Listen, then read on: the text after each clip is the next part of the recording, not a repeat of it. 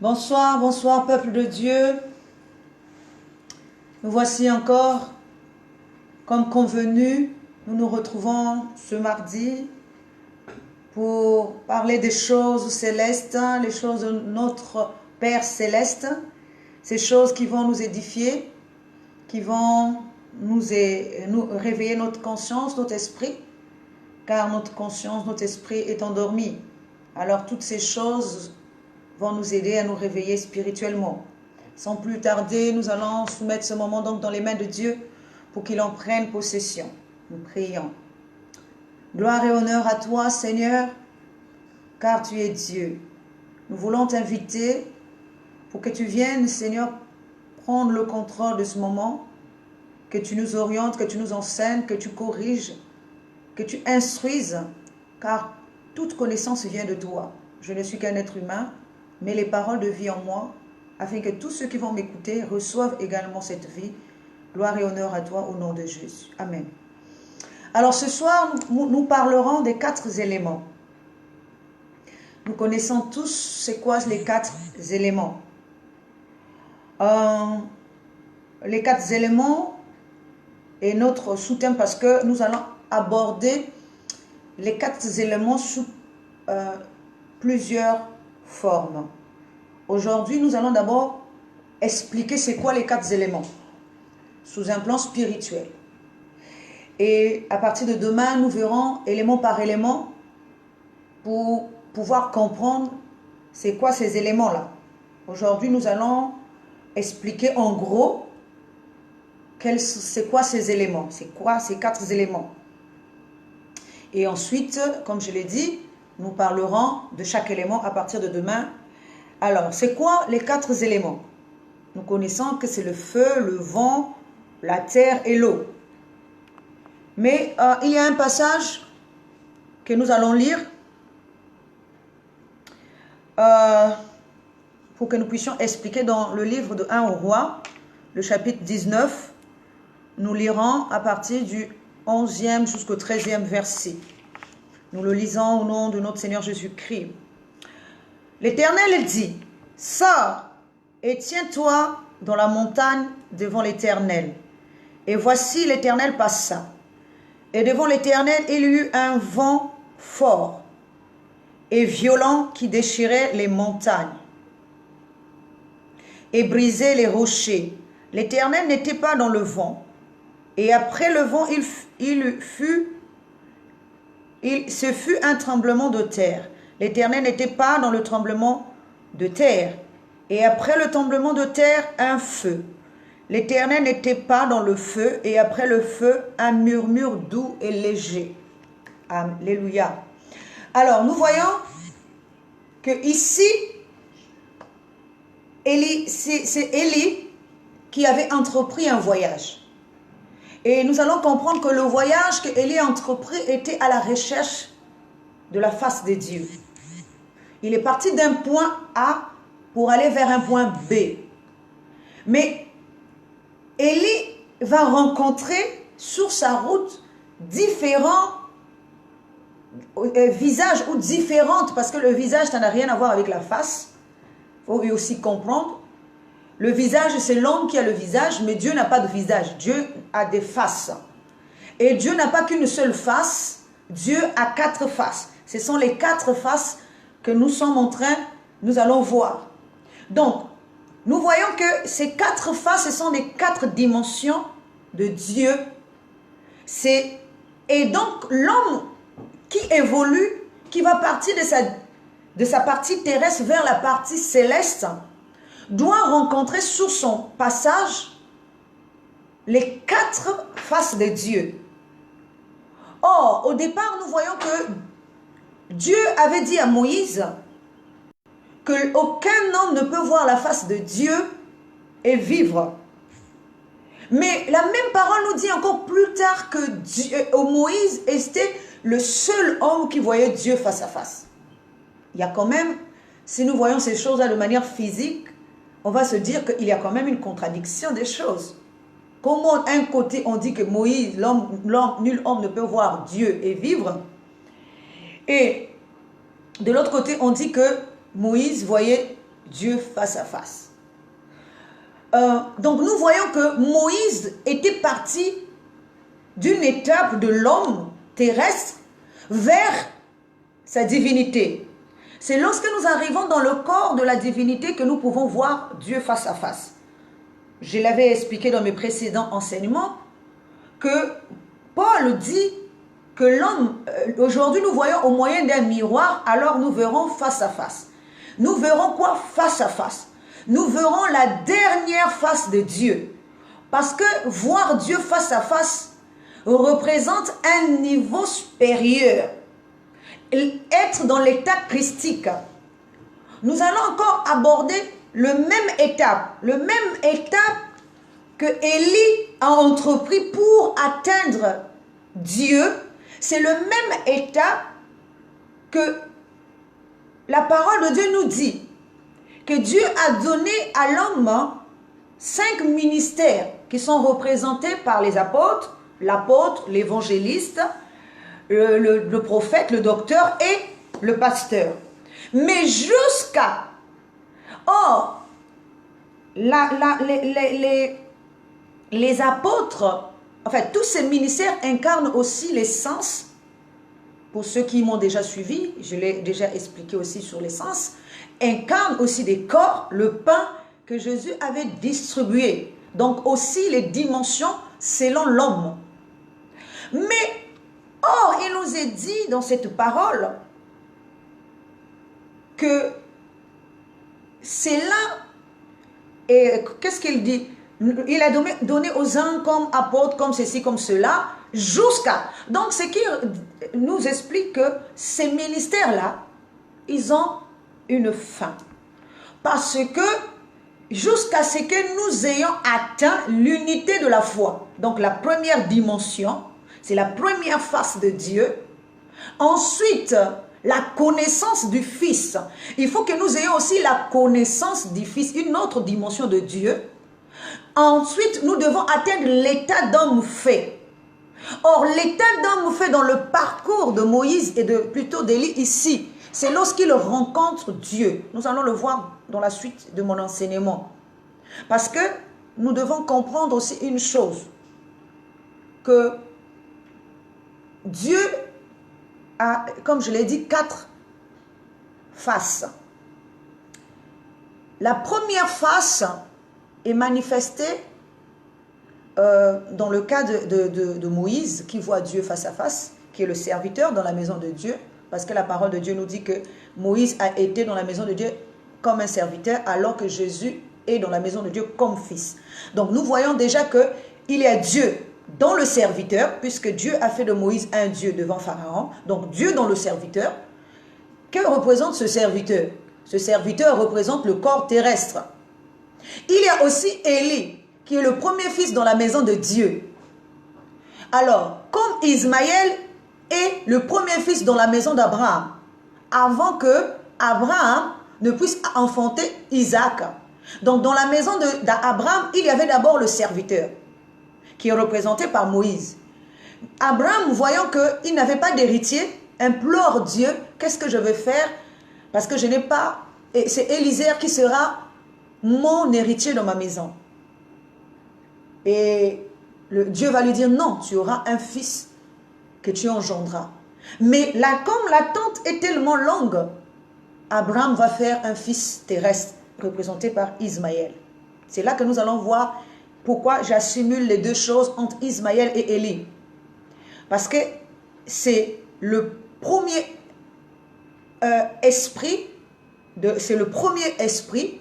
c'est-à-dire la divinité de l'homme. Ensuite viendra la divinité céleste. Donc la divinité de l'homme n'est pas le corps. Le corps, c'est Moïse. Il y a la divinité de l'homme représentée par Élisée, et plutôt Élie. Et c'est pour ça que la parole de Dieu nous dit que Élie a été élevé jusqu'aux cieux. Parce qu'il incarne la divinité de l'homme. Il incarne celui qui a gravi les échelons et qui atteint le niveau de Dieu. Qui atteint le niveau de la divinité. Et nous avons aussi le Fils unique qui est représenté par Jésus, Et nous aurons également le dernier corps, le corps de l'épouse, qui est le corps de l'éternité. Donc le corps suprême et le corps, c'est comme on dirait le corps extérieur pour Moïse, le corps intérieur pour Élie, et le corps suprême pour Jésus, et le corps de l'épouse, qui est le corps de l'éternité.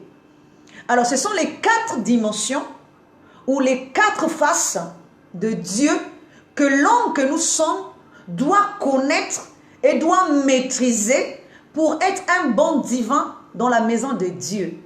Nous devons passer toutes ces étapes-là. C'est pour ça que nous voyons que Élie, qui va gravir les échelons pour atteindre juste le niveau de Dieu, pour être le fils, le premier fils dans la maison de Dieu, à l'image d'Ismaël, il va rencontrer les 4 visages, les 4 faces de Dieu. La parole de Dieu nous dit, l'Éternel dit, sors et tiens-toi dans la montagne. Mais avant, nous voyons bien qu'avant même que Élie ait entrepris ce voyage-là, la parole de Dieu nous dit que Élie, dans le 4e verset de ce chapitre, il nous est dit, alors nous allons même commencer au 3e. Élie, voyant cela, se leva et s'en allant pour sauver sa vie, il arriva à Beersheba, qui appartient à Juda, et il laissa son serviteur. Donc nous voyons bien que Élie qui avait entrepris un voyage, son voyage était pour aller rencontrer Dieu, pour être dans le corps de Dieu, pour être dans la divinité. C'est un voyage. Comme Moïse aussi entreprendra un voyage pour quitter Pharaon et pour aller à la rencontre de Dieu à la montagne de Sinaï. Nous voyons également que de la même manière, quand Moïse arrive, il rencontre non seulement, il voit un juif en train de se battre avec un Égyptien, alors que les deux sont ses frères, ce sont ses corps en fait. Un corps extérieur et un corps extérieur et un corps intérieur. Mais il décide d'en éliminer un pour partir. Et le lendemain, lorsqu'il revient, il trouve 2 juifs en train de se battre.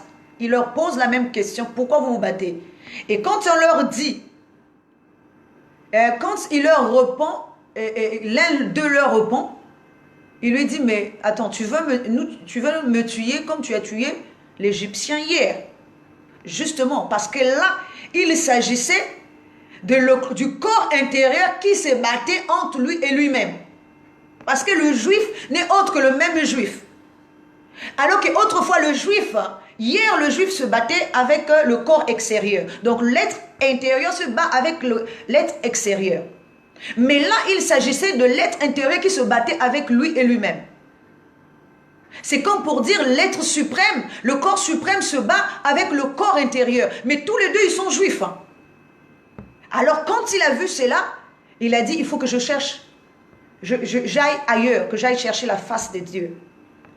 Et lui, comme Élie, il est parti dans le désert. C'est dans le désert, là-bas, qu'il a rencontré sa femme. Or, nous voyons que cette femme, cette femme sont 7. Mais la parole de Dieu nous dit que pour le cas de Moïse, Moïse va prendre l'aîné de cette famille, de 7 filles. Pourquoi? Parce que l'aîné ici, c'est la partie supérieure de l'homme. Et nous savons que Dieu a cet esprit. Et ce qui veut dire que Moïse avait progressé. Et Moïse avait atteint le niveau de la divinité, qui est représenté par la conscience qu'il va épouser. Mais l'enfant qu'il épouse, là, c'est pour ça qu'il est serviteur dans la maison de Dieu. C'est le Dieu de l'extérieur, qui est représenté par le prêtre de Madian. Et la parole de Dieu nous dit que c'est là, nous voyons sur cette montagne de Sinaï, c'est là-bas que Moïse va acquérir toute la loi qui fera sa force, qui fera toute sa splendeur, on va dire, qui fera rayonner sa gloire. Parce qu'il a épousé une conscience représentée par cette femme, une conscience divine, c'est-à-dire l'aîné. Il n'a pas choisi n'importe qui parmi les femmes. C'est-à-dire il a atteint, parce qu'il faut allumer toutes les 7 bougies au-dedans de nous. Dieu a cet esprit, les 7 lampes du chandelier, il faut les allumer. Chaque lampe atteint jusqu'à la dernière lampe. Quand tu allumes la dernière lampe, c'est que tu as atteint le dernier niveau, le niveau de Dieu. Alors, nous voyons que pour le cas de Élie, Élie aussi va effectuer le même parcours. Élie aussi va quitter un endroit parce qu'on veut le tuer. Si le corps est formé, il faut maintenant qu'on forme l'esprit. Le corps extérieur est formé. Maintenant, il faut qu'on forme le corps, l'esprit de ce corps-là. De la même manière qu'on a formé le corps pour qu'il atteigne, c'est la première face de Dieu, pour qu'il atteigne la divinité, Dieu va aussi former encore un esprit pour ce corps-là, qui doit aussi atteindre la divinité. C'est pour ça que nous voyons également que de la manière que Élie avait été nourri par un corbeau, c'est de même manière que Moïse en son temps sera également nourri par les oiseaux du ciel. Les cailles qui tomberont du ciel pour les alimenter. Or, les cailles qui tombent du ciel nourrit le corps. Les cailles qui tombent du ciel ici, c'est l'esprit. L'esprit qui vient alimenter le corps. Parce que le corps est vide. Comme lorsque le souffle est parti de Dieu pour venir dans le corps. Donc les cailles représentent l'esprit qui est multiplié pour rentrer dans le corps de l'homme. Donc c'est la partie de l'esprit qui descend, qui va venir alimenter, comme je l'ai dit, dans le cas de Joseph qui chute. Donc l'esprit qui chute est représenté par les cailles qui vont descendre, qui vont venir alimenter le corps. Parce que le corps n'a aucune connaissance. Il faut que le corps également reçoive de la connaissance pour qu'il progresse et qu'il atteigne la divinité. Donc nous voyons également que Élie va faire aussi un parcours, le même parcours. Il va quitter un endroit et sur son passage, il va laisser son serviteur. Ça veut dire que le corps terrestre qu'il avait, il faut qu'il reste là. Parce qu'il est en train d'aller acquérir un nouveau corps. Il faut que le corps terrestre meure pour pouvoir faire la marche. Parce qu'il faut qu'on soit nu. Pour être nu, parce que ce que nous allons manger demain, c'est que nous allons revêtir demain est un corps. Comme je l'ai dit dans la progression de l'homme que nous sommes. J'ai dit qu'il faut que nous atteignions l'unité de la foi, la connaissance du Fils, ensuite l'état d'homme fait et à la fin la stature parfaite de Christ. Or la stature parfaite de Christ est le corps de l'épouse. Le corps Christ est un corps, et ce corps-là n'est pas un corps masculin, mais c'est un corps féminin qui est le corps de l'épouse et qui est la manifestation de Dieu.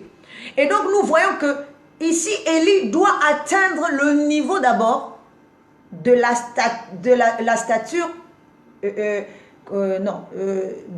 l'homme fait. Or l'homme fait est une divinité, c'est-à-dire la divinité terrestre, l'homme qui a évolué à un état de corps spirituel, et ensuite viendra la dernière étape. Donc les 4 faces de Dieu, c'est d'abord avoir l'unité de la foi. Si nous connaissons que nous sommes, donc nous avons la maîtrise de ce côté-là, et ensuite nous aurons la maîtrise de la connaissance du Fils, donc voir la face de cette dimension, et ensuite l'état d'homme fait. Donc nous voyons qu'il a fallu d'abord que Élie laisse son serviteur quelque part. Or, un serviteur, c'est un corps. Ensuite, il entreprend un voyage dans le désert. Et donc, pour une journée de marche, parce qu'une journée, je vous ai dit, ce n'est pas une journée physique. Ça veut dire qu'il a commencé sa marche pour... Comme dans la journée, une journée, il y a 12 heures. Donc, dans les 12 heures-là, il évolue à chaque heure. Donc, chaque niveau de l'homme, il est en train d'évoluer. Il faut qu'il puisse sortir de l'homme terrestre, acquérir la maîtrise de l'homme terrestre, de tous les niveaux de l'homme terrestre, comme lorsque il va faire un autel avant d'invoquer Dieu pour consommer les prophètes de Baal. Il faut qu'il ait la maîtrise de ces dimensions-là. Parce que lorsqu'il invoquera Dieu pour consommer les prophètes de Baal, il établira un autel au nom de Dieu en mettant les pierres, et chaque pierre représentait une tribu d'Israël. Donc il faut que dans sa marche-là, il ait la maîtrise de chaque niveau. Parce que c'est ce qu'il va utiliser. Il sera comme un Dieu face à l'ennemi. Alors nous voyons que lorsqu'il arrive dans le désert, il marche et il s'assit sous un genêt. Si nous voyons le genêt est un arbuste. Or l'arbuste a des fleurs.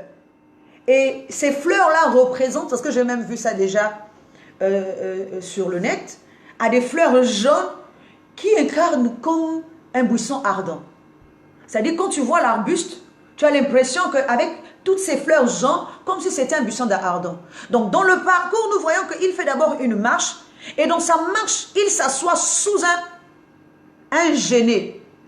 Or, nous voyons également que lorsque Jésus est en train de parcourir le monde, Jésus va rencontrer Nathanaël. Et Nathanaël, Jésus va dire à Nathanaël que je te connaissais, je t'avais vu quand tu étais sous le figuier. Or, le figuier représente quoi? Le figuier représente toujours un homme. Nous voyons que dans les étapes de la progression de l'homme vers sa divinité, il va passer de son premier corps, qui est représenté par le serviteur, il va ensuite arriver au désert, qui est aussi une autre forme du corps, parce qu'il faut qu'il passe par le désert, c'est une autre forme du corps. Ensuite, il doit progresser, faire une marche, de quitter le désert et se retrouver. Donc la progression dans le désert, là, la marche dans le désert, là, comme les enfants d'Israël faisaient la marche dans le désert, c'est pour quitter aussi un état. Parce qu'il ne peut pas devenir un Dieu s'il est dans le premier état, la première conscience ou le premier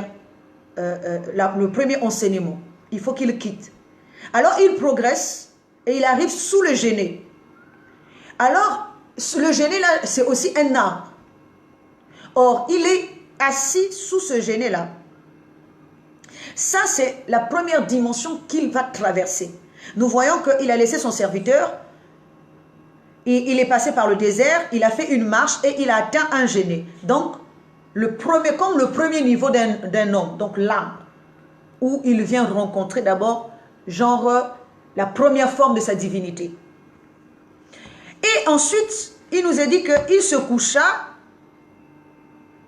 et demanda la mort. Donc là, il arrive, il se dit qu'il faut qu'il meure.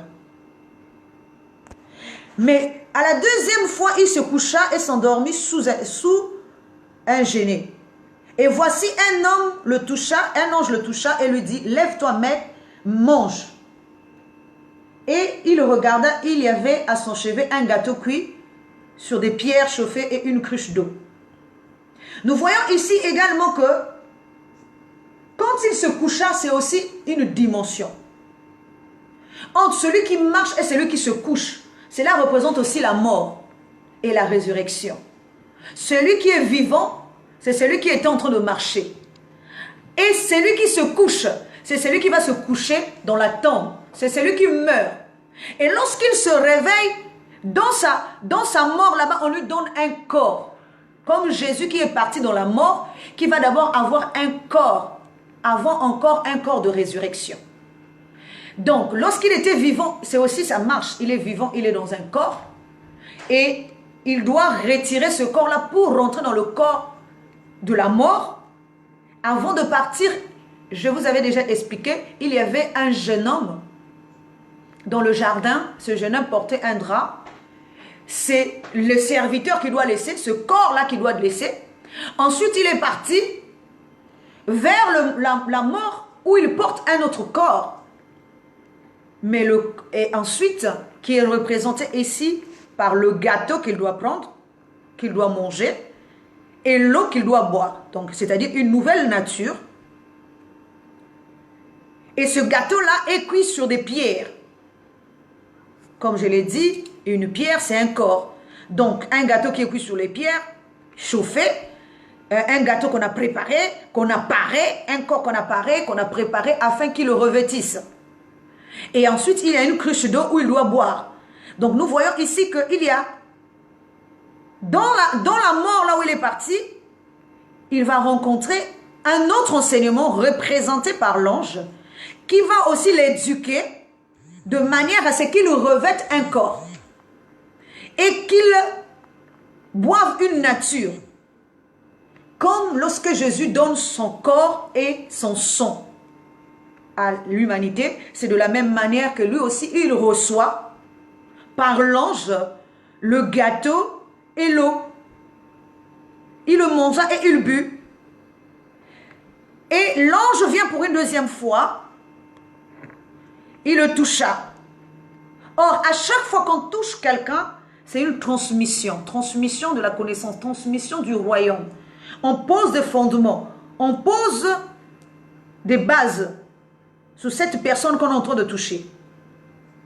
Il le réveilla pour la deuxième fois et il lui donna il but, il mangea et but avec force. Et avec la force que lui donna cette nourriture, il marcha 40 jours et 40 nuits jusqu'à la montagne de Dieu à Hérope. Alors, donc nous voyons que la montagne ici, ce n'est pas une montagne physique. La montagne ici, c'est la divinité. Mais comment un homme physique peut-il marcher pour aller voir Dieu sur une montagne? Si c'est une montagne physique. Dieu n'est pas dans les choses physiques. Il est dit que nous sommes le temple de Dieu. Que Dieu habite en nous. Donc comment l'homme commence à quitter? Donc l'homme commence à quitter d'abord le territoire maternel. Il quitte son premier corps et il commence à entreprendre un voyage intérieur pour arriver jusqu'à sa divinité. Et la montagne là n'est autre que la connaissance de Dieu qu'il va rencontrer. Comme c'est qu'on a dit, d'abord l'unité de la foi. Il faut d'abord que tout le corps soit rassemblé. Comme il est dit, deux ne peuvent pas marcher ensemble sans se convenir. Il faut d'abord que moi et moi-même je me convienne pour que nous puissions entreprendre un voyage vers la divinité. Et nous voyons que il est resté lui aussi 40 jours et 40 nuits sur cette montagne comme Élie et comme Moïse aussi était sur la montagne de Dieu 40 jours et 40 nuits. Comme Jésus aussi, il est resté 40 jours et 40 nuits sans manger. Nous voyons que les trois, c'est pour ça que je parle, ce sont déjà les trois faces de la divinité de Dieu. Avant que nous voyons que les trois faces de la divinité de Dieu là sont déjà Moïse qui a aussi passé 40 jours et 40 nuits sur une montagne.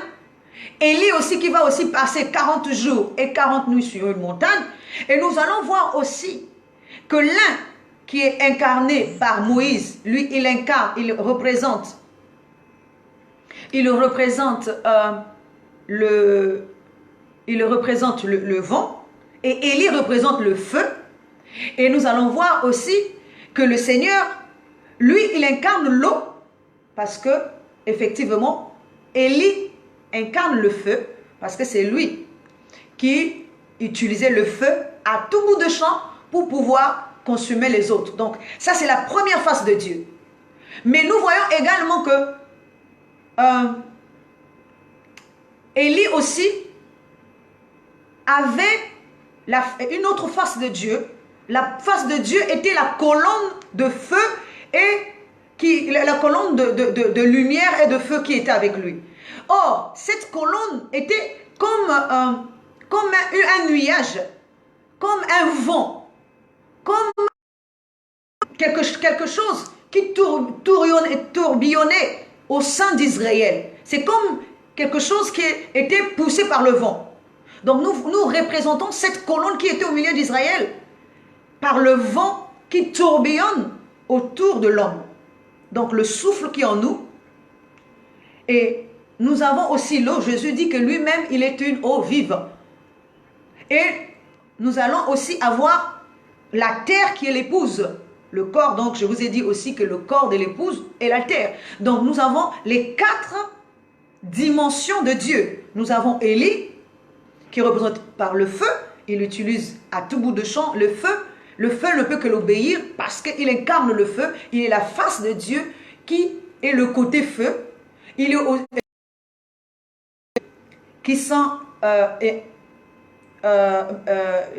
qui est le vent, représenté par aussi les 4 aigles, plutôt les 4 êtres vivants qui sont à côté de Dieu, autour du trône de Dieu. La parole de Dieu nous dit qu'ils sont au milieu et autour du trône. Comment peuvent même-ils être au milieu, les 4 êtres là? Ils sont au milieu du trône et ils sont autour du trône. 4 êtres. Est-ce que c'est 2 qui sont au dedans ou c'est pas qu'il a vu qu'ils avaient non seulement chacun 6 ailes, ce qui veut dire chacun a 3 dimensions qui sont représentées par les ailes qui les fait voler jusqu'au rang de la divinité. Mais il y a aussi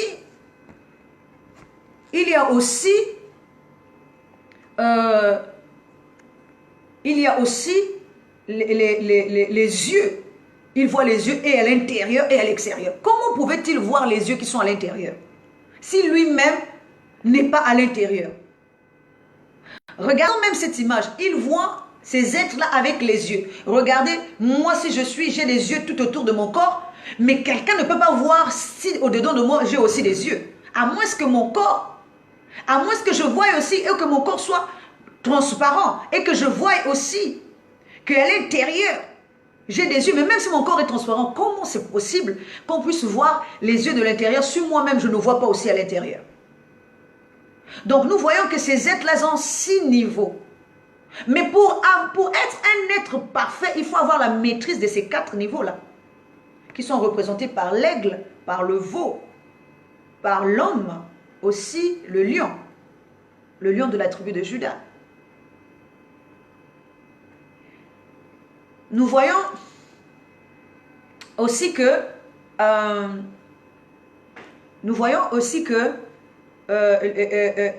Élie va faire ce même parcours pour atteindre sa divinité. Avant que je vais juste souligner un fait, nous devons savoir que l'homme, pour être parfait, pour être l'agneau de Dieu, la 5e dimension ou la 5e face de Dieu, il faut qu'il ait d'abord la maîtrise de ces 4 dimensions. C'est pour ça que nous voyons que dans Apocalypse, il y avait les 24 vieillards, il y avait une mer en cristal, parce que la mer en cristal, c'est l'enseignement. La mer que Moïse va ouvrir pour aller de l'autre côté. Donc à chaque dimension, lorsque nous allons, ceux qui ont été baptisés par la mer. Et ensuite, il y a aussi un arc-en-ciel qui est aussi une forme de l'eau. L'arc-en-ciel a plusieurs dimensions, a plusieurs couleurs. Nous voyons aussi qu'il y avait un chandelier avec 7 lampes. Et nous voyons aussi que l'homme qui était assis sur le trône avait un aspect d'une pierre de jaspe et de sardoine. Il avait une pierre avec 2 aspects, donc comme 2 natures.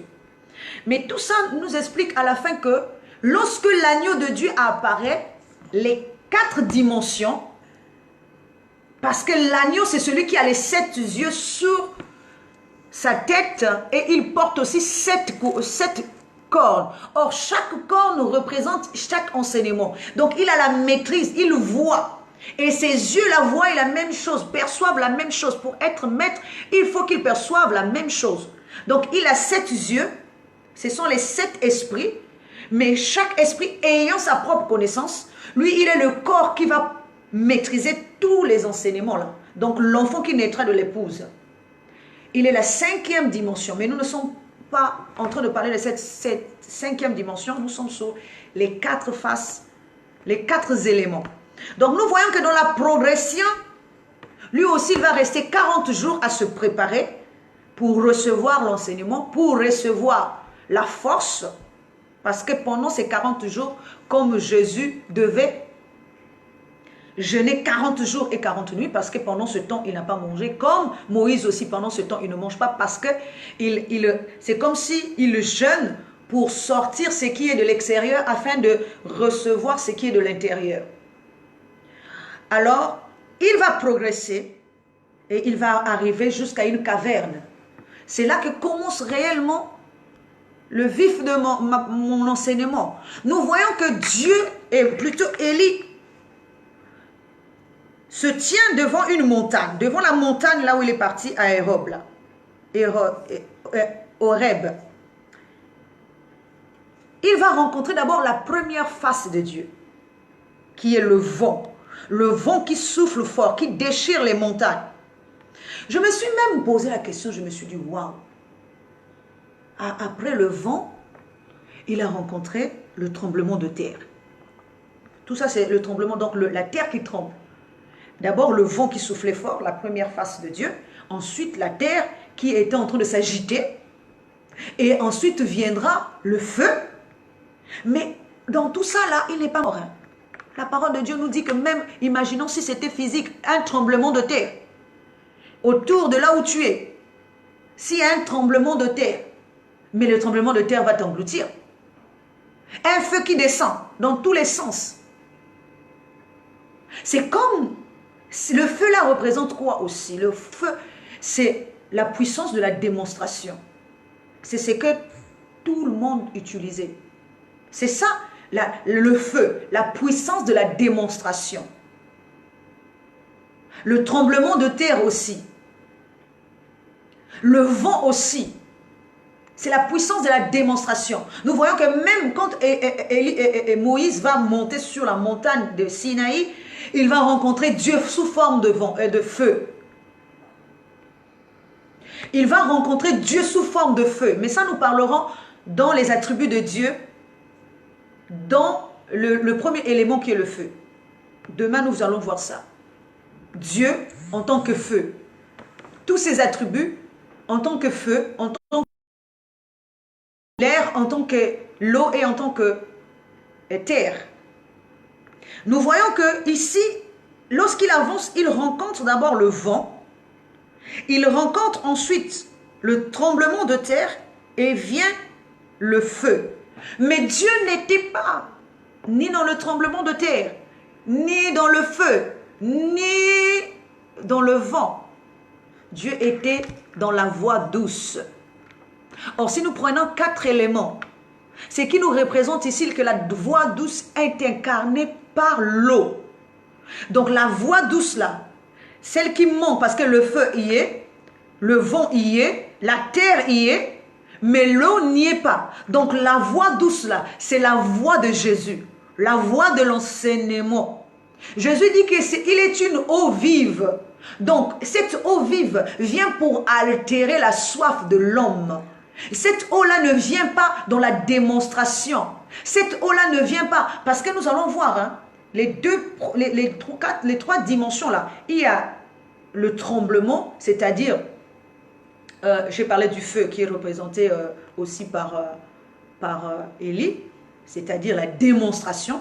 C'est pour ça que nous voyons que dans certains cieux, il y a beaucoup de gens qui vivent encore sous cette influence de la démonstration. Il faut à tout prix démontrer la force, la puissance de Dieu. C'est pour ça que nous voyons même que Élie disait toujours, il disait devant les prophètes de Baal, il a dit quoi? Prouve. Donc il demandait à Dieu de démontrer qu'il est le seul prophète qui restait. Donc la démonstration. C'est comme pour dire, face à mon ennemi, Dieu, prouve que tu es mon Dieu. Et tu invoques le feu pour consommer celui qui est en face de toi. Donc tu fais appel à ce côté-là pour engloutir ton ennemi. Ou encore tu fais appel au côté de la terre.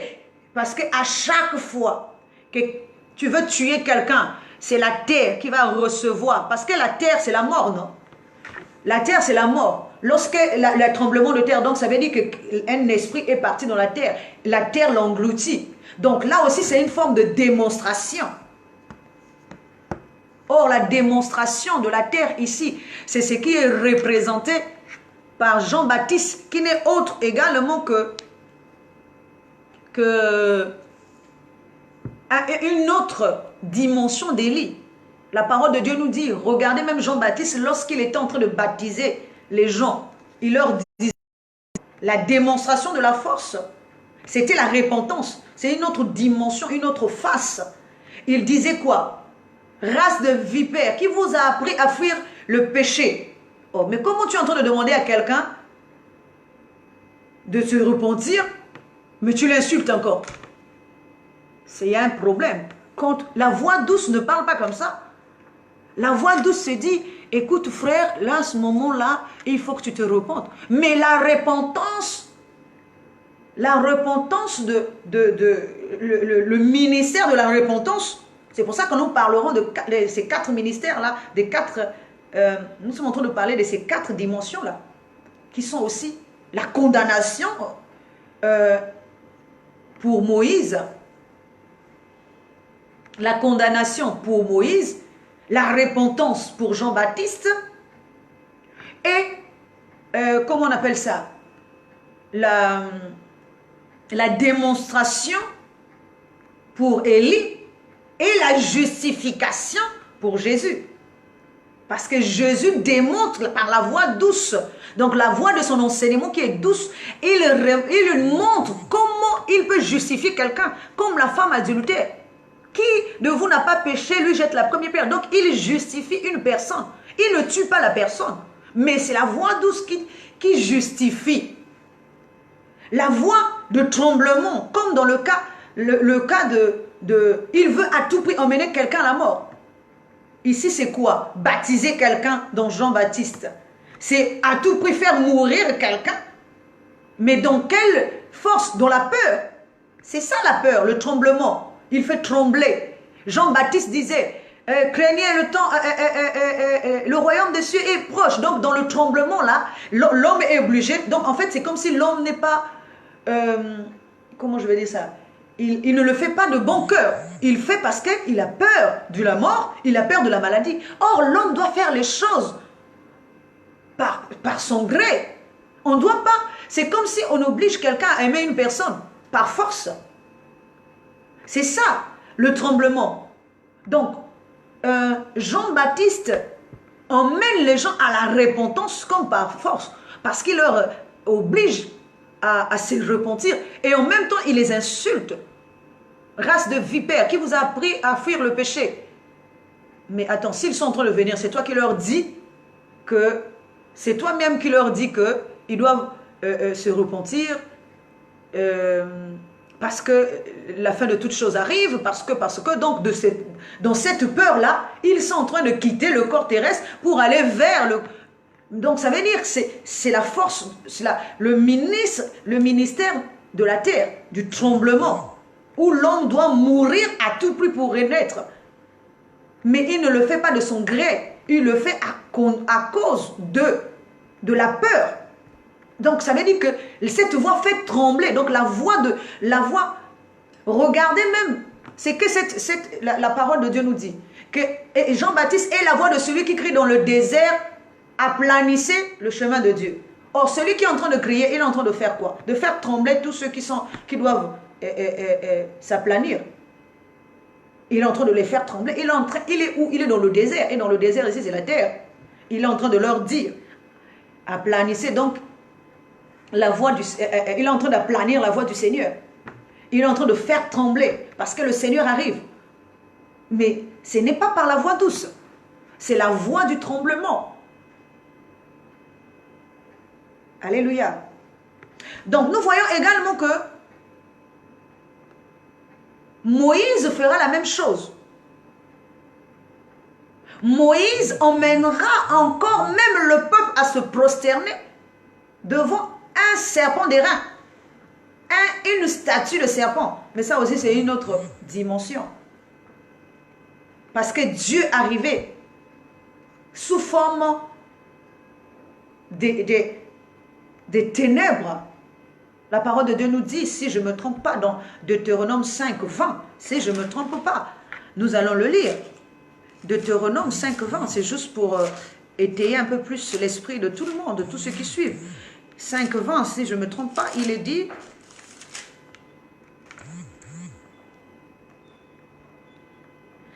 Alors, 5, nous allons prendre 23. Plutôt même 22. Telles sont les paroles que prononça l'Éternel à haute voix sur la montagne au milieu du feu, des nuées et de l'obscurité, et qu'il adressa à toute votre assemblée sans rien ajouter. Il les écrivit sur 2 tables de pierre qu'il me donna. Donc nous voyons que ici, Dieu s'est approché non seulement de la nuée, mais aussi de l'obscurité, et il y avait aussi un feu. Donc tout ça incarne aussi la démonstration. Un vent impétueux qui arrive de force pour s'installer. Un vent impétueux. Donc, nous voyons que ici, Dieu aussi est un vent. Là, nous parlerons aussi de ça quand nous allons arriver dans l'élément vent. Parce qu'il nous a dit que même le jour de la Pentecôte, l'Esprit est descendu sous forme du vent impétueux et de langue de feu. Donc, nous voyons que le vent et accompagne. Donc, c'est le vent là qui donne encore plus de force au feu. Dans chaque dimension, le feu tient, le feu tient avec le vent. Le feu tient avec le feu lui-même. Et le feu tient aussi un feu dans un corps de feu, un feu dans un corps de vent, un feu dans un corps de terre, ça peut tenir. Mais un feu avec de l'eau, ça ne tient pas. Donc, un feu dans un corps de l'eau, ça ne tient pas. L'eau va éteindre le feu. Bref. Donc, nous voyons que c'est pour ça que la voix ici est une voix douce. Une voix qui murmure. Une voix qui enseigne pour pouvoir rétablir l'homme. Pour lui donner la force. Donc, nous comprenons que ces quatre faces de Dieu ici sont également représentées. Donc, plus revenir, dans la dimension spirituelle, ces 4 éléments sont représentés par les 4 faces de Dieu, les 4 dimensions, les 4 compréhensions, les 4 évangiles. Et chaque évangile a une compréhension. Nous allons voir aussi que les mêmes 4, ils sont aussi représentés par les 4 femmes de Jacob. Parce que les 4 femmes de Jacob, il y a une qui est la conscience, et sa servante et son corps. Léa incarne la mort avec son corps, et Rachel incarne la vie avec le corps de la vie. C'est pour ça que nous voyons même dans cette dimension-là, Rachel est la dernière à concevoir, parce qu'elle incarne la vie. La vie ne conçoit pas toujours. Aujourd'hui, là, l'homme passe toujours par la mort avant d'épouser la vie. Et avant même que la vie elle-même vienne, on épouse d'abord le corps de la vie. Il faut d'abord qu'il y ait un corps avant de rentrer dans la vie. C'est comme également la mort. Il faut que la mort enfante elle-même, parce qu'elle, c'est la conscience. C'est pour ça que tout à l'heure, je vous ai donné l'exemple. Donc, ici, là, nous sommes, dans le cas d'Élie, nous sommes dans le cas où la servante accouche, a engendré un corps. Et ce corps-là, c'est l'esprit, le corps de l'esprit. Comme Agar avait engendré pour Sarah. Mais en réalité, cet enfant ne pouvait pas hériter le royaume. C'est pour ça que nous voyons que même Élie ne peut pas hériter le royaume. Parce qu'il est la démonstration. Il nous est dit que après que lui, il est fini, il est vraiment arrivé au ciel, il est monté au ciel, mais pas le ciel de la dimension céleste, mais le ciel, c'est-à-dire la divinité de l'homme, c'est qu'il a atteint cette face-là de Dieu, et il peut invoquer le feu pour pouvoir consumer tout ça. Nous voyons que Jésus, dans son cas, lui, il refuse d'invoquer le feu. Et nous voyons également que Jean-Baptiste, qui n'est que l'incarnation d'Élie, à son tour, comme il voulait éduquer l'homme à coup de force, à coup de matraque, dans le cas comme il a fait avec les prophètes de Baal, il les a tous décapités. C'est de cette même manière que lui aussi, il sera décapité. Parce que si les autres sont des enseignements qui passent, lui aussi, il sera un enseignement qui passera en son temps et en son heure. Après avoir prêché le baptême, après avoir aplani le chemin de Dieu, mais une fois que Dieu est arrivé, il fallait qu'on décapite maintenant ce corps-là, parce qu'il est le premier fils dans la maison de Dieu. Comme il a été dit à Agar de partir avec son fils, c'est de cette manière que la première divinité aussi terrestre partira aussi avec son fils qui est son corps. Pour que Isaac règne et hérite du royaume de Dieu ou de son père. Alors donc nous voyons que les 4 femmes, l'homme passe d'abord par la mort, donc le corps et l'esprit de mort. C'est pour ça que nous voyons que Dieu nous parle, que la loi a été comme un pédagogue pour nous. Afin que que lorsque la foi va arriver, nous ne soyons plus sous le pédagogue ou la pédagogue. Que nous soyons délivrés. Parce que la pédagogue ici, c'est l'enseignant, celui qui nous enseigne, les premiers rudiments. Mais une fois que nous sommes dans le véritable enseignement, les premiers rudiments là, c'est juste pour préparer. C'est l'ange qui nous prépare, qui nous donne d'abord un corps d'emprunt, un corps de survie, on va dire. Comme Élie qui mange un gâteau, un corps de survie. Parce que pendant 40 jours, il ne mangera pas. C'est comme pour dire pendant 4 générations. C'est pour ça que nous voyons qu'il est dit que la malédiction tombe de la 3e jusqu'à la 4e génération. Comme lorsque Lazare était dans le tombeau pendant 4 jours. Pendant 4 jours, là, il dort. Hein. Il est couché. S'il n'avait pas mangé comme il faut, il va s'éteindre. Mais comme il s'était préparé, il était dans un corps de survie. Même s'il ne mange pas, il peut survivre. Nous voyons qu'il y a les 4 êtres vivants, je l'ai dit tantôt, les 4 branches du fleuve qui est dans l'Éden, qui sont également les 4 faces de Dieu, parce que chaque branche représente une dimension, une compréhension, une face de Dieu. Ézéchiel nous parle aussi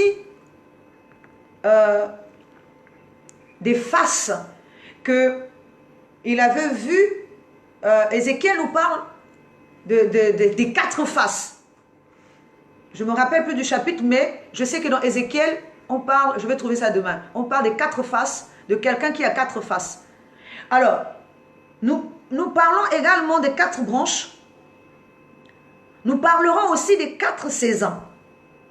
Alors, nous voyons qu'en Europe, par exemple, et partout même en Afrique, il y a 4 saisons, qui sont, par exemple pour l'Europe, l'automne, l'hiver, le printemps et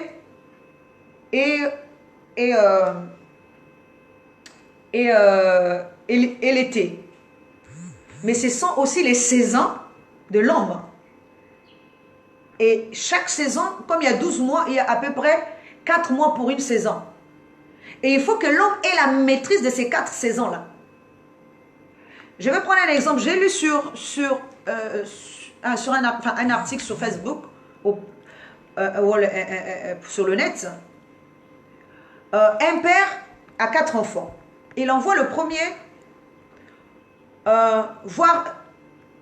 visiter un arbre qui est au milieu d'un jardin. Quand le fils arrive pour la première fois, il voit, c'était en automne, il voit l'arbre est en train de flétrir, toutes ses feuilles sont devenues jaunes, ses feuilles sont mortes et les feuilles sont en train de tomber. Il attend encore la 2e saison. Là maintenant c'est l'hiver. Il envoie son 2e fils, il lui dit va voir l'arbre qui est là-bas et regarde cet arbre-là et reviens me dire dans quelle situation, dans quel état tu l'as vu. Il revient, il dit au père, oh père, l'arbre là quand je suis arrivé, l'arbre là est nu, il n'y a plus aucune feuille, l'arbre est mort, vraiment il n'y a rien. Et il ne dit rien, il attend, il envoie le 3e, maintenant au printemps. Quand celui qui du printemps est parti, il a vu l'arbre. Et il a vu que l'arbre commençait à se rajeunir, à sortir des petites feuilles nouvelles. Il est revenu, il a dit, oh papa, j'ai vu l'arbre là, l'arbre commence à se rajeunir, il y a des petites feuilles qui commencent à à sortir vraiment, c'est ce que j'ai vu. Il a dit, ok. Il a attendu l'été. Il a envoyé son 4e fils. Il a dit, fils, vas-y. Va regarder cet arbre-là et dis-moi dans quel état tu vas le trouver. Et le fils va revenir. Le fils va lui dire, oh, père, j'ai vu un beau arbre avec des fleurs, avec des feuilles énormes, des feuilles, vraiment toutes les feuilles de cet arbre-là est vertes, sont vertes. Alléluia. Alors cela symbolise nos 4 saisons ici. Si nous voyons les choses de Dieu que d'une manière, nous ne pouvons pas être un véritable divin dans la maison de Dieu. Si nous voyons que de la première vision, c'est-à-dire selon l'automne, nous allons voir que les feuilles sont en train de flétrir, sont en train de mourir, l'arbre est en train de mourir. Ça, c'est une vision. Mais si nous voyons aussi selon l'automne, nous allons voir que l'arbre est complètement mort, l'arbre est desséché, l'arbre n'a plus de vie. Si nous voyons maintenant la chose, parce que celui qui a vu l'arbre mort ou celui qui a vu l'arbre desséché ou qui est en train de mourir, ne peut pas penser de la même manière que celui qui a vu l'arbre avec toutes ses feuilles vertes. Parce que ce sont 4 dimensions différentes. Celui qui a vu l'arbre avec les feuilles, lui, il aurait une bonne image de l'arbre. Si on lui explique que hier, ce même arbre-là avait été mort, n'avait plus de feuilles, ou encore les feuilles étaient jaunes et les feuilles tombaient, il ne va pas comprendre. Si on lui explique aussi que au début, avant que les feuilles-là ne deviennent des belles feuilles, c'était d'abord les petites feuilles qui renaissaient. Il ne va pas comprendre parce qu'il ne les a pas vues. C'est pour ça que l'homme doit connaître toutes ces dimensions-là pour être un bon divin. Un bon divin doit avoir la maîtrise des 4 éléments. Du feu, parce que même en nous-mêmes, nous avons le feu. La terre, c'est déjà le corps que nous avons été constitués, la poussière de la terre. Nous avons l'air, c'est l'esprit, puisqu'il dit que c'est le souffle, c'est l'esprit. Nous avons aussi l'eau au-dedans de nous, puisqu'il nous est dit que même le jour où on a entaillé, même physiquement nous avons l'eau, même le jour où on a entaillé Jésus, il y a de l'eau et le sang qui est sorti. Donc nous voyons également qu'il y a aussi le feu, parce que lorsque nous mourons, il n'y a plus de vie en nous. S'il n'y a plus de vie en nous, il n'y a plus de feu. Alors, donc le feu, c'est ça qui nous donne la vie. S'il n'y a plus tout ça, là, tous ces éléments-là, s'il n'y a plus d'eau en nous, nous voyons même que c'est comme le sang. Or, s'il n'y a plus de sang, l'homme aussi peut mourir. Bon, donc nous voyons que les 4 éléments sont en nous. Mais il faut avoir, ce sont des enseignements, ce sont aussi des compréhensions qu'il faut maîtriser. Mais si nous prenons les 4 fils de ce monsieur-là, de ce père-là, qui les a envoyés à différents moments, chacun selon son état, parce que l'homme qui est représenté par l'arbre, c'est l'homme que nous sommes. Et chacune de dimensions arrive à son tour pour voir l'arbre dans sa saison. Et à chaque saison, l'arbre-là a une compréhension différente. L'arbre-là, à chacune de ces saisons, produit un enseignement différent. Mais pour que nous puissions comprendre l'enseignement que produit l'arbre, il faut que les 4 dimensions arrivent à avoir la maîtrise de chaque saison. Avoir l'arbre dans la saison qui convient. Si c'est la saison de l'automne, si l'automne apparaît, il faut que l'automne aussi aille dans les autres saisons pour qu'il ait la maîtrise. Mais s'il s'arrête que... c'est comme les évangiles. Si tu ne lis que Matthieu, tu ne vas pas avoir la compréhension de Marc. Tu ne vas pas aussi avoir la compréhension de Jean. Tu ne vas pas aussi avoir la compréhension de Luc. Pour que tu comprennes réellement qu'est-ce que ces 4 dimensions-là veulent nous enseigner, il faut que tu voies l'arbre selon Matthieu, selon Luc, selon Jean et selon Marc. Comme ça, tu vas avoir maintenant la 5e dimension, le 5e élément qui va être maintenant le corps spirituel. Parce que tout ça, ce sont comme les corps, les dimensions de la divinité. Mais avant d'être un parfum divin, il faut que tu la maîtrises de tous ces 4 ces 4 dimensions, ces 4 faces de Dieu, selon la vision. Je prends même un exemple. Prenons d'abord l'exemple de Jésus sur la croix avec les 2 brigands. Je crois que dans une version, on nous dit que les 2 brigands étaient en train d'injurier Jésus.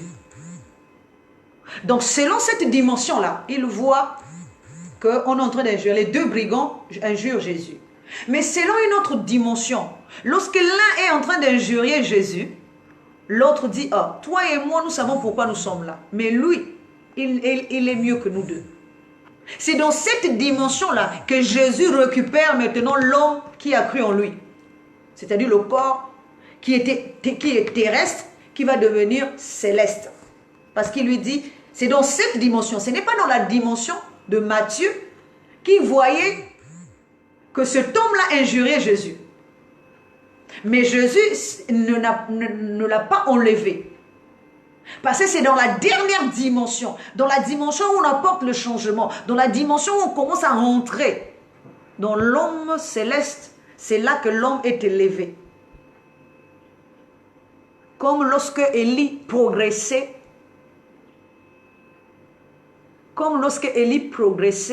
dans sa marche, dans sa divinité, au moment où il est enlevé, c'est aussi les chars de feu qui viendront l'enlever. Et dans cette démarche-là, il est dit qu'il a laissé son manteau. Le manteau ici représente le corps terrestre qu'il laisse. Et lui, il l'a enlevé pour aller dans les cieux. Ce n'est pas le cieux spirituel dont on parle aussi, c'est les cieux terrestres. Donc nous voyons qu'il faut avoir la maîtrise. Nous devons être aussi, donc si nous avons la maîtrise, donc nous sommes baptisés dans l'eau, nous sommes baptisés de la terre, nous sommes baptisés du feu et nous sommes baptisés aussi du vent. Tout à l'heure, je vous ai dit que lorsque le Saint-Esprit arrive, il arrive aussi dans un vent et il y a aussi le feu. Et comment nous sommes baptisés de l'eau? La parole de Dieu nous dit que Jean-Baptiste a baptisé de l'eau, c'est-à-dire selon la compréhension de l'eau. Et lui, il incarnait le corps. Le véritable esprit, c'est Jésus. Les deux tiennent. Il nous est dit aussi que, pourquoi on parle de la terre? Parce que c'est la femme qui enfante. La femme enfante. La femme, c'est elle qui donne un corps. En donnant le corps, elle baptise cet enfant selon sa nature. Donc, selon sa nature, en donnant le corps, elle baptise cet enfant selon sa nature. Donc, le jour où il y a la Pentecôte et qu'il y a tous les êtres qui sont là, c'est que le corps est déjà formé et les oiseaux du ciel doivent venir maintenant pour consommer le corps. Parce que le corps est déjà formé. C'est le rassemblement. Ce qui veut dire que l'œuvre est bâtie. L'œuvre est bâtie. L'œuvre maintenant c'est la présentation. C'est quand maintenant l'œuvre c'est le peuple. Que Jésus, que le corps, que l'épouse a bâti. L'œuvre devient une habitation que le Père viendra habiter. Pour qu'il vienne habiter, il faut que l'œuvre soit une œuvre parfaite. Que chaque membre de ce corps soit une brique qui constitue, pour qu'il entende, ce membre-là entendre le Seigneur dans sa langue maternelle. Parce qu'il nous a dit que ce jour-là, quand les disciples étaient en train de parler, ils étaient en train de parler de manière à ce que tous les membres, tous les gens qui étaient là, les entendaient dans leur langue maternelle. C'est la suite de ce que je disais hier dans mon enseignement. Ça veut dire la langue autrefois morte revenait encore parce que une seule personne qui parle et chacun écoute dans sa langue maternelle. Ça veut dire que chaque brique revenait encore parce qu'ils étaient en train de dire, ils étaient en train de se dire, mais attends, il est en train de parler dans ma langue. Comment ils comprenaient? Parce que l'esprit parle plusieurs langues en même temps. Ça veut dire, lorsqu'il y a la révélation, toutes les dimensions de l'homme comprennent selon sa langue maternelle. Mon corps va comprendre, mon âme va comprendre, mon esprit va comprendre, mon cœur va comprendre. Tous les mondes de mon corps, mes yeux comprendront, mes oreilles comprendront, tous les vont comprendre selon sa langue maternelle. Parce que la langue que je parle là, dans cette même langue là, elle est multilingue. Elle s'exprime de manière à ce que chaque membre de ce corps-là entende. Mais si la femme ne donne pas un corps qu'il faut, un corps qui ne déploie pas, le corps-là ne va pas comprendre. Donc, il faut que l'œuvre de chacun qui doit être manifeste, l'œuvre du Seigneur est manifeste parce que l'œuvre est présentée pour être une habitation.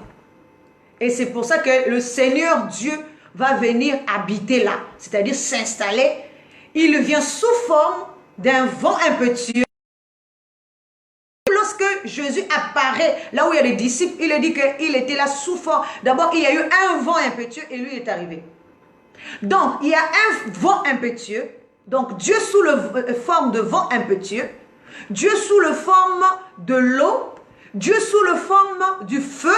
Et Dieu sous la forme de la terre. Parce que la terre n'est autre aussi que l'épouse de Dieu. Donc, un autre corps, une autre dimension de Dieu.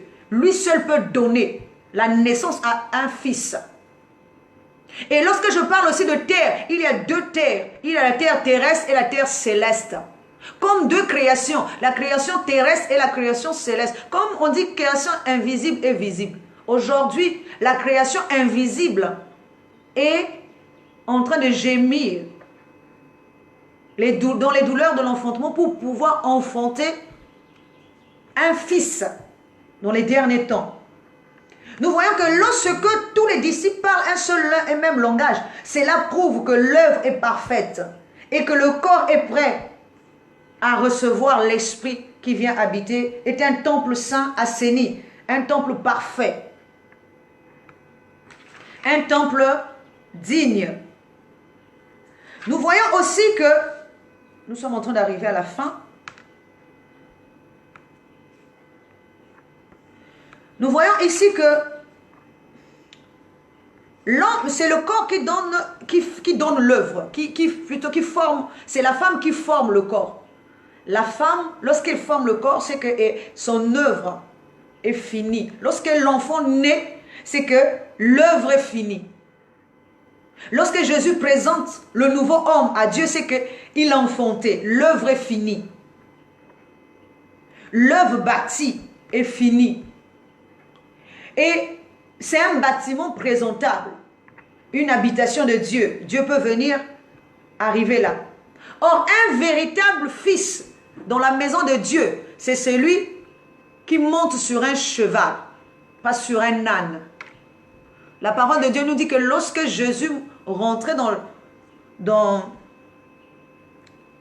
dans Jérusalem, il était monté sur un âne. Or, l'âne représente le côté terrestre. Celui qui n'est pas trop intelligent. Il est rentré dans Jérusalem, monté sur un âne. Mais lorsqu'il est sorti de Jérusalem, la parole de Dieu nous parle de Apocalypse. On voit un homme monté sur un cheval ailé, un cheval blanc. Et cet homme-là a la maîtrise du cheval. Parce que le cheval ici, c'est la jument, c'est la compréhension. C'est la parole de Dieu, c'est la connaissance. Oui, lorsque un esprit de Dieu, si tu es sur un âne, là ça veut dire que tu n'as que la maîtrise de la connaissance terrestre. Mais si tu montes et que tu viens sur un cheval blanc, c'est que tu es rentré maintenant dans la connaissance céleste et tu as la maîtrise de cette connaissance. Tu es dans la révélation. Or, celui qui a la révélation, c'est celui qui a brisé, qui a déchiré le lion. La parole de Dieu nous dit que la connaissance, c'est-à-dire pour comprendre, pour avoir la maîtrise des 4 éléments, il faut que tu déchires aussi le lion. Oui, la parole de Dieu nous parle de Samson qui avait la force dans ses mains pour pouvoir déchirer le lion. Or, le lion, c'est la connaissance, une face de la connaissance. Cette face de la connaissance-là, il faut la déchirer. C'est dans la connaissance là que tu trouveras le miel. Si tu n'as pas assez de force pour pouvoir déchirer le lion, tu ne peux pas être un bon fils dans la maison de Dieu. Il faut aussi aller chercher, donc décortiquer, aller chercher ce qui est profond. Ce qui est profond, ce qui est meilleur, ce qui est succulent, c'est comme du miel. C'est le meilleur de la connaissance, la profondeur, la révélation. C'est ça qui est meilleur, c'est ça qui est doux comme du miel. C'est ça que Samson va prendre et va donner aussi à ses parents. Parce qu'en temps normal, regardez même cette image. Samson tue le lion, déchire le lion, et 3 jours après, il revient, il trouve que le lion, il y a eu un essaim de miel dans le truc. Normalement, en temps normal, un animal qui est mort, pourri, il dégage, il ne peut pas avoir encore un essaim de miel dedans. C'est impossible. Comment on peut encore avoir un essaim de miel et d'abeilles? Et ça veut dire le meilleur de l'homme qui est sorti. C'est un lion. Jésus est le lion de la tribu de Juda. Mais si tu veux connaître la profondeur, il faut que tu aies la force de déchirer le lion. Comment tu vas faire? Car il est le lion de la tribu de Juda. Or, il nous est dit dans Genèse 49 que Juda est un lion endormi et une lionne qui le réveillera. Donc, nous voyons bien que la connaissance a 2 faces. Son petit, le petit du lion endormi et la maman du lion. Donc, le corps et l'esprit. La maman du lion qui est endormi, là, c'est la connaissance elle-même. Mais la lumière, elle porte un corps qui est son petit. Elle a double face. Il faut que tu commences par connaître, arriver d'abord dans le corps, et ensuite, lorsque tu es dans le corps de la lumière, tu peux maintenant recevoir la lumière. Et donc, nous voyons ici, parce que là, j'arrive à ma fin, il y a le lion qu'il a déchiré, il faut le déchirer, décortiquer, aller chercher dans la profondeur ce qui est caché, pour pouvoir ramener aux parents, donc à la chair, pour lui donner. Si toi-même, tu n'as pas assez de force, tu ne peux pas aller prendre ce qui est profond et ramener à la chair.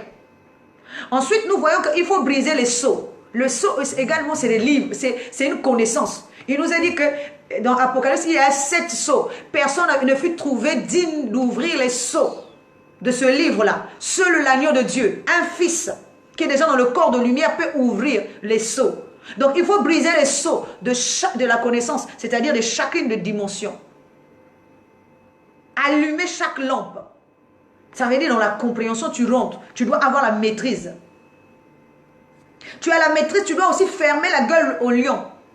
Parce que Daniel incarne celui qui est parti dans la fosse au lion. Mais dont les autres lions ne pouvaient pas le manger. Pourquoi? Parce que lui-même incarne le lion de la tribu de Juda. Et c'est lui qui ferme la gueule des autres lions. Ce qui veut dire, il faut que tu aies la maîtrise des autres enseignements pour pouvoir fermer leur gueule. Parce que les autres enseignements, ce sont les lions. Et dans la fosse aux lions où l'on est venu, il faut que tu sois une étoile qui brille plus que les autres. Une connaissance au-dessus des autres pour pouvoir fermer la gueule à tous les autres connaissances. Jésus est le lion de la tribu de Juda. Et dans la fosse aux lions, où se trouvent les autres enseignements, où il y a les docteurs de la loi, où il y a les scribes, il les ferme la gueule. Parce qu'il est celui qui est descendu dans la fosse. Et lui, il ferme la gueule à tous les lions, tous les scribes et les pharisiens, les docteurs de la loi. Il est au milieu d'eux, il a 12 ans, il parle, il leur boucle la bouche. Parce qu'il est le lion de la tribu de Juda. Tous les lions doivent se taire devant le roi, le lion des lions, le seigneur des seigneurs. Et il doit aussi détenir les clés du séjour de mort, parce que tout ça c'est la maîtrise. Hein. C'est tout ça, c'est toutes les dimensions que l'homme doit maîtriser. Les faces de Dieu, différents niveaux de Dieu, différents éléments à maîtriser. Il nous a dit que le Seigneur détient les clés du séjour de mort, de la mort et du séjour de mort. C'est-à-dire le fond et la forme de la connaissance. Pour être maître sur quelque chose, il faut que tu sois au-dessus de lui. Tu ne peux pas être maître dans une maison si tu n'es pas au-dessus de cette maison. C'est comme lorsqu'on dit, arrive-t-on dans la maison d'un homme fort pour prendre ses biens si on ne le lit pas. Il faut commencer. Parce que les clés de la maison, parce qu'il est le séjour de mort ici, c'est la maison. Il y a un fond, la mort et le séjour de mort. Il y a un fond et une forme. Le séjour de mort ici, c'est le corps. Mais il y a la mort dans ce séjour-là. Mais pour être maître au-dessus de ça, il faut que tu aies la maîtrise de cette connaissance-là. Si tu as la maîtrise de cette connaissance, tu vas dégager de cette... C'est comme Jésus, il fallait qu'il ait la maîtrise de la loi de Moïse pour pouvoir se dégager de cette loi. C'est pour ça qu'il dit tout est accompli. Parce qu'il devait accomplir toute la loi de Moïse, de A à Z. Donc avoir la maîtrise, atteindre les 12 ans de la maturité de l'homme terrestre, afin de sortir de ce corps-là et rentrer maintenant dans le 13e corps, le corps de la résurrection. Nous voyons que il faut aussi marcher. Parce que lorsque nous avons la maîtrise, nous avons aussi la marche. La parole de Dieu nous dit que Jésus, pour rentrer dans... Non seulement il est monté sur un âne, mais il marche aussi sur les pagnes. Donc ils sont représentés par les tapis. Oui. Pour avoir l'accès à la ville, à la connaissance, ce qui vous symbolise quoi? Il a l'accès, donc il y a un tapis. Il a l'accès à la ville sainte, donc à la connaissance. S'il est un fils, toutes les portes lui sont ouvertes. Il rentre dans la ville sainte, donc c'est-à-dire dans la connaissance de Dieu sans protocole. Il est un fils. La connaissance le reconnaît comme fils. La connaissance sait que c'est le fils de Dieu. Donc la Jérusalem céleste, là où il est en train de rentrer, il est dit que toutes les femmes lui mettaient les pannes sur son chemin. Ça veut dire qu'on lui ouvrait les chemins. Chaque panne qu'on mettait là, c'était, comme on dit, une marche pour qu'il rentre chez lui, dans Jérusalem. Il faut qu'il ait des tapis. Un être céleste est en train d'avancer, de rentrer chez lui, de repartir dans sa patrie. Cet être-là, on lui met les tapis, on lui met les pas. Ce fils-là, toujours, lorsque nous sommes ici, il y en a un qui représente l'esprit, l'autre représente le corps. Là où nous sommes ici, nous sommes le prochain. Il y en a un qui représente l'esprit, l'autre représente le corps. Et notre devoir est d'avoir la maîtrise des deux choses. Si le corps doit avoir la maîtrise de l'esprit et l'esprit doit avoir la maîtrise du corps. C'est pour ça que nous voyons que le corps a d'abord mangé ce qui est de l'esprit. L'esprit est assujetti dans l'homme. C'est dans les derniers temps que nous nous approchons là. C'est le corps qui sera assujetti à l'esprit. C'est pour ça qu'il est dit, on emmènera toute pensée captive à l'obéissance de Christ. Dans les jours à venir, ce n'est plus toi et moi qui aurons le contrôle sur nous-mêmes. Mais c'est le Christ qui aura le contrôle sur notre corps parce qu'ils sont temps de venir consommer. Nous avons consommé l'esprit. Nous avons assujetti l'esprit au-dedans de nous. Nous avons enfoui l'esprit. Nous avons oublié les choses de l'esprit.